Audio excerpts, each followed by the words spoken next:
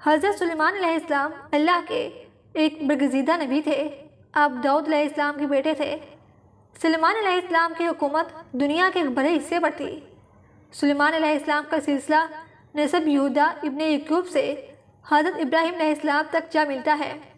آپ کم عمری میں ہی تخت نشینی ہو گئے۔ اللہ نے آپ کو داؤد علیہ السلام کی طرح منصب نبوت سے بھی نوازا اور ساتھ ہی وسیع ملک و سلطنت بھی عطا فرمائی۔ سلیمان علیہ السلام کی حکومت انسانوں کے ساتھ جنوں انس، شیاطین، چرند پرند اور ہر انواع و اقسام کے جانوروں پر تھی۔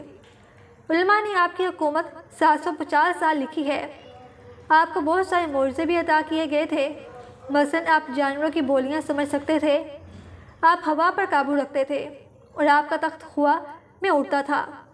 جن اور شیاطین آپ کے خادم اور غلام تھے جو حکومتی امور میں آپ کی اطاعت کرتے تھے۔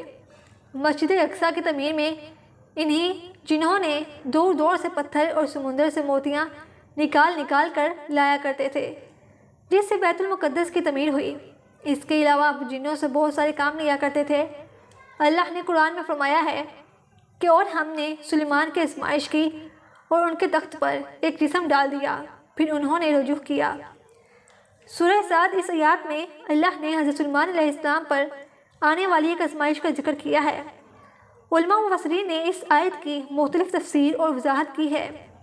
ایک راہ کے مطابق سلیمان علیہ السلام کی غفلت کے نتیجے میں آپ کے تخت پر اللہ نے شیاطین کو مسلط کر دیا تھا اور کچھ عرصے کے لیے آپ سے حکومت چھین لی گئی۔ واقعہ یوں ہے کہ ایک دفعہ حضرت سلیمان نے کسی جزیرے میں واقع ایک شہر سدون پر حملہ کر دیا، کیونکہ وہاں کے بادشاہ کے فتنوں کے متعلق آپ کو خبر پہنچی تھی۔ اس جنگ میں حضرت سلیمان کے لشکر فتح یاب ہوئے اور اس بادشاہ کو قتل کر دیا گیا۔ مال و غنیمت کے طور پر اس بادشاہ کی بیٹی بھی سلیمان علیہ السلام کے سامنے پیش کی گئی، جو مسلمان ہو گئی۔ لہٰذا آپ نے اس سے نکاح کر لیا۔ نکاح کے کئی عرصوں بعد بھی وہ اپنے باپ کو نہ بلا سکی اور وہ اس کی یاد میں بہت غمگین رہا کرتی تھی۔ سلیمان علیہ السلام کے حکم سے جنات نے اس کے باپ کی شکل کا ایک بت بنا دیا، لہٰذا وہ اسے دیکھ کر اپنا دل مطمئن کر لیا کرتی تھی۔ کچھ ہی دن گزرے کہ اس کی کنیزوں اور قوم کی عورتوں نے اس بت کی پوجا شروع کر دی اور سلیمان علیہ السلام کے محل میں ایک خفیہ طور پر بت پرستی کا آغاز ہو گیا، جو 40 دن تک جاری رہا۔ آخر حضرت سلیمان کے وزیر آصف برقیہ کو اس کا علم ہو گیا۔ اس نے آپ کو شرکی عمل کی خبر دے دی۔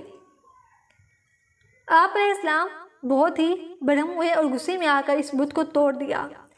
آپ نے اس عورت کو سزا کے طور پر اپنے محل سے نکال کر شہر بدر کر دیا اور سجدے میں گر کر اللہ سے معافی طلب کرنے لگے، لیکن اللہ نے آپ کی اس غفلت کی وجہ سے آپ کو ایک آزمائش میں مبتلا کر دیا۔ دراصل آپ کے پاس ایک انگوٹھی تھی جس کی وسعت سے آپ جنوں انس پر حکومت کیا کرتے تھے۔ ابن اساکر اور امام حسمی کی روایتوں کے مطابق وہ انگوٹھی چاندی کی تھی۔ اس کا نگینہ آسمان سے آیا تھا جس میں یاقوت پتھر جڑا ہوا تھا۔ اس انگوٹھی پر اسم اعظم کندہ تھا اور ایک حدیث کے مطابق اس انگوٹھی پر حضرت محمد صلی اللہ علیہ وسلم کا اسم مبارک بھی لکھا ہوا تھا۔ یہ انگوٹھی آپ کی نبوت اور حکمت کی علامت تھی، جس طرح موسیٰ علیہ السلام کا اسم مبارک تھا۔ اس انگوٹھی کے ذریعے آپ امور حکومت بہت ہی اچھے سے چلاتے تھے۔ اسے آپ کبھی خود سے الگ نہیں کرتے تھے۔ جب آپ قضائے حاجت کے لیے جاتے یا اپنی بیویوں کے پاس جاتے، تب ہی اس انگوٹھی کو اتارتے اور اسے اپنی سب سے بھروسے مند کنیز امینہ کے سپرد کر دیتے تھے۔ ایک دن جب آپ قضائے حاجت کے لیے جا رہے تھے تو اس انگوٹھی کو امینہ کے حوالے کیا۔ کچھ دیر بعد ایک شیطان جس کا نام سخر تھا آپ کی شکل میں امینہ کے پاس آیا اور وہ انگوٹھی لے گیا۔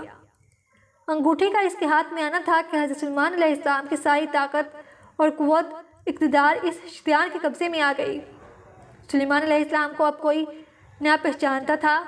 جب آپ لوگوں کو یہ کہتے کہ میں ہی سلیمان بن داؤد ہوں تو لوگ یقین نہ کرتے اور آپ کا مذاق اڑاتے تھے، لہٰذا آپ سمجھ گئے کہ یہ اللہ کی طرف سے آزمائش ہے۔ آپ تخت و تاج چھوڑ کر شہر سے باہر نکل گئے اور روزگار کی تلاش کرنے لگے۔ آپ نے ایک ماہی گیر کے یہاں نوکری کر لی۔ آپ روز اس کے لیے سمندر سے مچھلیاں پکڑ کے لایا کرتے تھے، جس کے بدلے وہ آپ کو 2 مچھلیاں دیا کرتا تھا۔ یہ سلسلہ 40 دن تک رہا، اتنی ہی مدت جتنی آپ کے محل میں بت پرستی ہوئی تھی۔ آخرکار اللہ نے آپ کی توبہ قبول فرما لی۔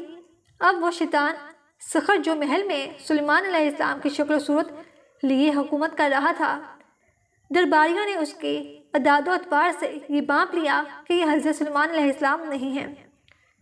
لہٰذا محل میں موجود علماء نے یہ تجویز کی کہ اس کے سامنے توریت پڑھایا جائے گا۔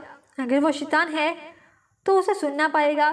لہٰذا ایک روز جب وہ تخت پر بیٹھا تھا، سارے علماء اس کے ارد گرد جمع ہو گئے اور توریت کی تلاوت کرنے لگے۔ پھر کیا تھا، وہ شیطان کلام الہی سن کر تاب نہ لا سکا اور وہاں سے بھاگ گیا۔ جاتے جاتے اس نے وہ انگوٹھی سمندر میں پھینک دی تاکہ حضرت سلیمان کو انگوٹھی کبھی نہ مل سکے، لیکن تقدیر میں کچھ اور ہی لکھا تھا۔ اس انگوٹھی کو ایک مچھلی نے کھا لیا اور حضرت سلیمان علیہ السلام اس دن جب مچھلیاں پکڑنے ساحل پر گئے تو جال میں وہی مچھلی پھنس گئی۔ ماہی گیر نے بھی وہی مچھلی سلیمان علیہ السلام کو دے دی۔ جب آپ نے اس مچھلی کو کھانے کے لیے اس کا سینہ چاک کیا تو وہ انگوٹھی نکل گئی۔ پھر کیا تھا، اسے پہنتے ہی سارے جن و انس اور مخلوق آپ کی خدمت میں حاضر ہو گئے اور اطاعت پر آمادہ ہو گئے۔ آپ نے بارگاہ خداوندی میں شکر بجا لایا اور پھر سے حکومت سنبھال لی۔ اس موقع پر آپ نے وہ مشہور دعا کی تھی جسے قرآن میں سورہ صاد میں ذکر کیا گیا ہے کہ اے میرے پروردگار، میری مغفرت فرما اور مجھے ایسی بادشاہت عطا کر جو میرے بعد کسی کو بھی میسر نہ ہو۔ یہ رائے حضرت ابن عباس، مجاہد، سعید بن جبیر اور قتادہ کی ہے اور ان سے تمام روایات امام ابن کثیر نے اپنی تفسیر میں جمع کیا ہے۔